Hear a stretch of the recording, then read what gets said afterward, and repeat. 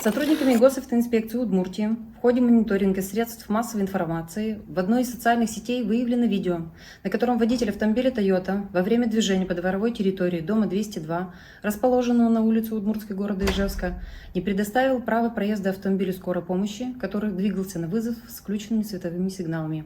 Водитель иномарки при имеющейся возможности не освободил дорогу, оставил транспортное средство, умышленно покинув автомобиль. Сотрудниками госавтоинспекции по данному факту была проведена проверка. Личность водителя установлена. Им оказался 53-летний житель столицы республики. Буквально вот смотрите, перекресток, да? Так. Т-образный. Он мог бы подавать 5 секунд. Ход направо, ход налево. Так. Чтобы я въехал. Вот посмотрите. Вот я прав или нет? Он мог бы 2 секунды. Вот даже не 2. Секунду назад отдал бы, я въехал бы. То есть вы автомобиль тут оставили, выключили, Да, закрыли зашел, и пошли, зашел вот хлеб покупать. Автомобиль заглушили в этот нет, момент? Нет. У меня тоже, я включил эту аварионку, мне надо было То есть покупать. аварийную сигнализацию включили, автомобиль остановили? Да. То есть вы, получается, ставили автомобиль, видели, что стоит скорая медицинская помощь. Когда вы шли, видели, что горит проблесковый маячок. Я ему сказал, тогда я сейчас хлеба куплю, потом назад подам, вот и все. В отношении нарушителя составлен административный материал за нарушение правил остановки и стоянки, повлекшее создание препятствий для движения автомобилю скорой медицинской помощи.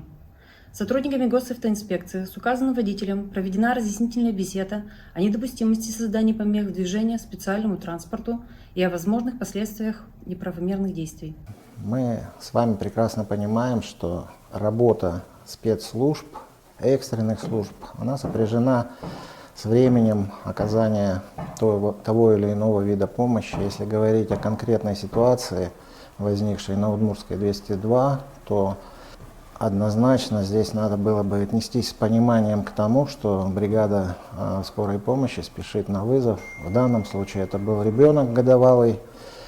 Помощь была оказана ему на месте, но так как бригаду заблокировал автомобиль на дороге, пришлось бригаде подниматься пешком и идти пешком до вызова.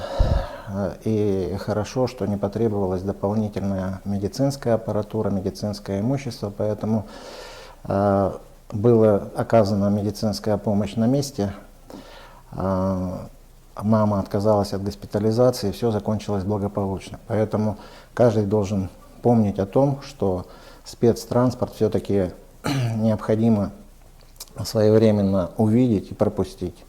Обстановка порой бывает сложная, но тем не менее есть варианты решения этих вопросов. Поэтому всем спасибо, кто помогает в данном случае решить оперативно те или иные задачи, которые стоят перед службой скорой помощи.